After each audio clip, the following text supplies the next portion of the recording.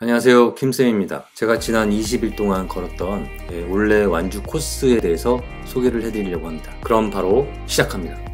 첫째 날 공항에 도착을 해서 버스로 제주에서 서귀포로 넘어왔습니다. 여기 그 올레 공식 센터인 올레 스테이가 있거든요. 여기에 이제 숙박을 예약을 하고 버스를 타고 7-1 코스 시작점을 갔어요. 정방향으로 이렇게 걸어서 올레 스테이까지 오전에는 이동을 했기 때문에 오후에 7-1 코스 하나만 걷는 걸로 시작을 했습니다. 물론 이제 사람들 따라서 1코스에서 시작하시는 분이 있을 수도 있고, 이제 그렇게 되면 21코스에서 끝나겠죠? 또는 뭐 제주에 도착을 했으니까 18코스로 시작을 해서 17코스로 끝내시는 분도 있고, 여러 가지 다양한 시작과 끝 지점이 있을 수 있는데, 저는 완주를 하고 완주 인증서를 받으려면, 그게 여기 서귀포에 있는 올레 센터였기 때문에 어차피 여기로 갈 거라면 차라리 시작을 여기서 해서 끝도 여기로 하자, 이렇게 생각을 한 거고, 어쨌든 첫째 날은 제주에서 서귀포로 이동해서 7-1 코스 하나만 돌고 올레스테이에서 1박을 했습니다.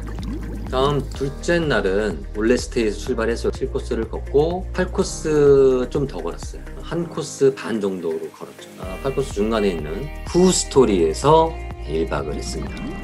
다음 3일째는 나머지 8코스 반하고 9코스, 한 코스 반을 걷고 화순 금모래 해수욕장 부근에 있는 너랑 나랑 게스트하우스에서 1박을 했습니다. 4일째는 10코스를 걸었고 숙소는 10코스 끝나는 지점에서 가까운 곳이었거든요. 레몬트리라는 게스트하우스에서 1박을 했습니다.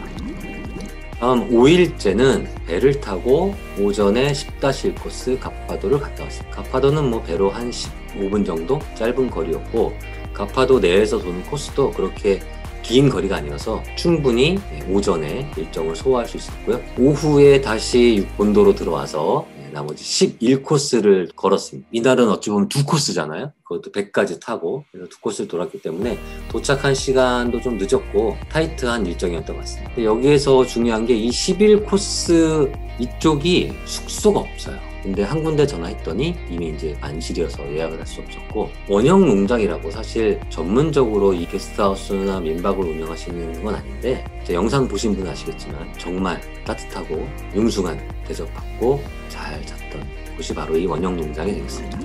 6일째는 12코스를 걸었어요. 슬슬 한 코스만 걷기 시작합니다.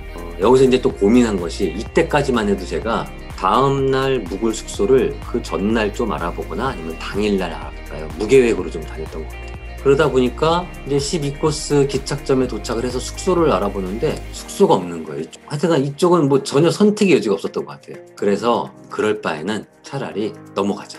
택시를 타고 협재해수욕장 쪽으로 아예 넘어갔습니다.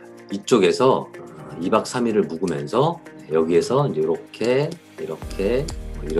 뭐 그런 계획으로, 워낙 숙소가 없으니까. 그렇다고 또 여기로 넘어가자니 여기에도 마땅한 숙소가 없었던 걸로 기억해요. 그래서 아예 그냥 협재로 넘어가서 쉬몽놀몽이라는 게스트하우스에서 숙박을 하게 됩니다. 7일째에 3가지 코스가 교차되는 지점이거든요. 이 저지리로 일단 택시를 타고 이동을 했어요. 근데 이날 영상 보신 분은 아시겠지만 비가 왔어요.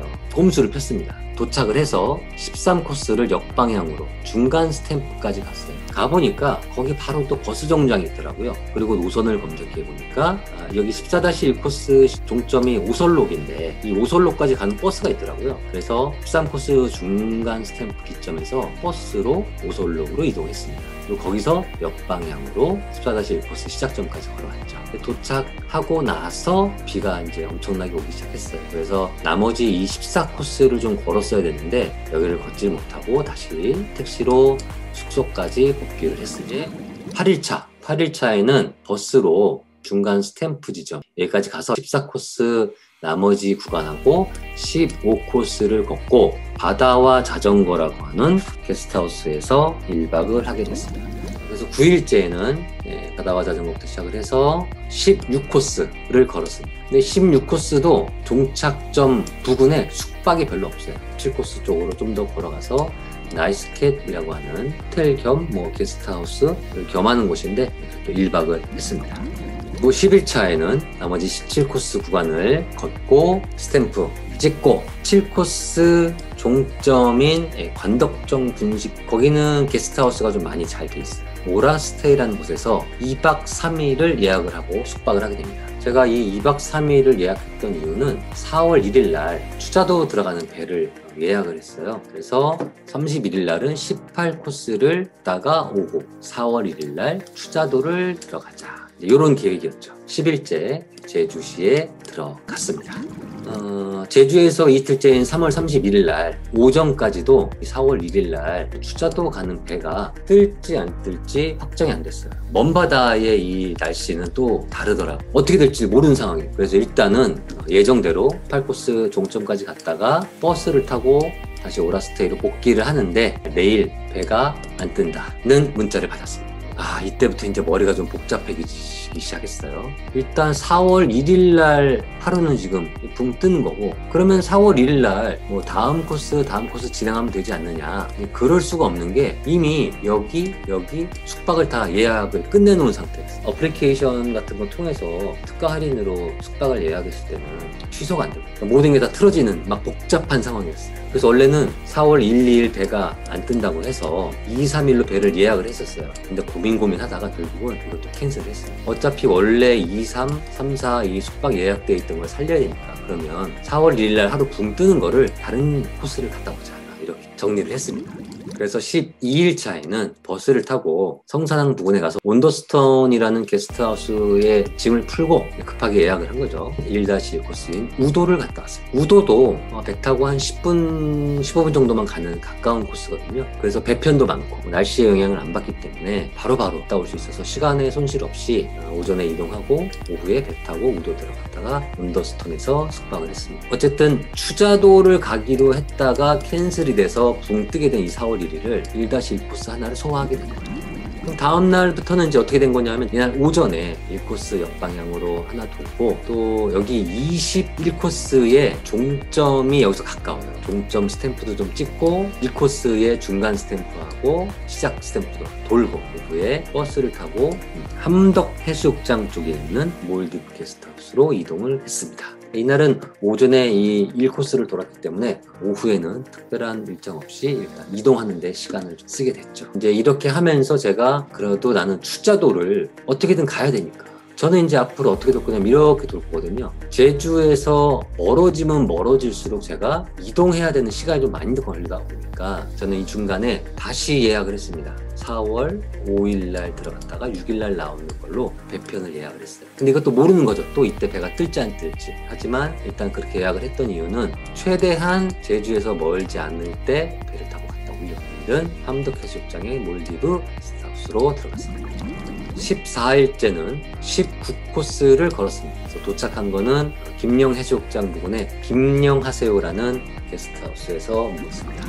그리고 15일 차에는 20코스를 걸어서 세화 부근에 있는 탱자사롱 게스트하우스에서 숙박을 했습니다. 이게 4월 4일, 5일이잖아요. 새롭게 추자도 예약을 한 게 4월 5일, 6일 배편을 예약했기 때문에 빌었죠. 제발 4월 5일은 배가 좀 뜰 수 있어라. 다행히 배가 문제없이 뜰 것 같다는 이야기를 들었습니다. 즐거운 마음으로 세화 쪽에서 버스를 타고 제주 국제항만 여객터미널 와서 추자도로 들어갔습니다. 대물민박이라고 정말 순수하고 친절하신 사장님이 계신 민박집에서 1박을 하고 4월 6일 날 오전배로 나오게 됩니다. 17일 차에는 추자도에서 아침 10시 40분 배로 들어왔다가 세화 해수욕장까지 20코스를 끝냈으니까 이제 21코스를 가야 되는데, 그러려면 어디로 가야 되냐면 여기를 가야 되거든요. 이제 좀 잔머리를 부리게 된 거죠. 어차피 제가 저번에 종점 스탬프는 찍었고 여기 중간 스탬프 하나 정도는 포기해도 완주는 인정을 받을 수 있다라는 정보를 들었기 때문에 21코스를 뛰어먹고 2코스 시작점으로 가서 중간 스태프까지 하프 정도 걷고 성산의 오거들랑 게스트하우스에서 1박을 했습니다. 이제는 나머지 잔여 코스도 얼마 안 되는 데다가 저한테 가장 큰 고민거리였던 이 추자도 코스가 해결이 됐기 때문에 몸도 가볍고 마음도 가볍고, 그래서 이때 이후로는 딱딱딱 이렇게 숙소도 미리 다 예약을 하고 코스도 어느 정도 길이를 맞춰놓고 마음 편하게 편안하게 걷게 됐습니다. 18일차에는 성산에서 출발해서 한 코스 반 정도 돌았어요. 그리고 조금 더 가서 표선해수욕장 조금 밑에 있는 12계절 게스트하우스에서 숙박을 했습니다. 19일차는 이쪽 표선 밑에서 출발을 해서 4코스 걷고 그리고 5코스 중간 스탬프 있는 지점까지 가서 올레 5라고 하는 게스트하우스에서 숙박을 합니다. 보신 것처럼 2코스 반이랑 3코스 걷고 4코스랑 5코스 좀 걷고, 이거는 길이도 이쪽이 한 코스가 그렇게 길지 않았던 것도 있고 각 코스 종점에 숙박업소가 별로 없었던 것도 있어요. 그러면은 힘들더라도 좀 더 걸어가서 적당한 숙소를 찾자라는 것도 좀 있었습니다. 그리고 대망의 마지막 날 21차는 5코스 절반 정도 걷고 6코스를 다 걸어서 완주를 하게 됐습니다.